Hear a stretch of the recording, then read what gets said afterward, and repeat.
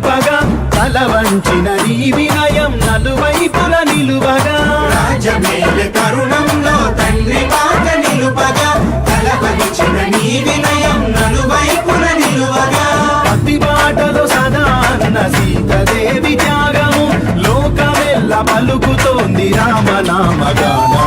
శ్రీరామ శ్రీరామ రఘురామ నిన్ను వేలుకోగ దిగిరామ జయ రామ హరినామ శివరామ శ్రీరామ మమ్ము ఏలుకోగ ఇలా రామ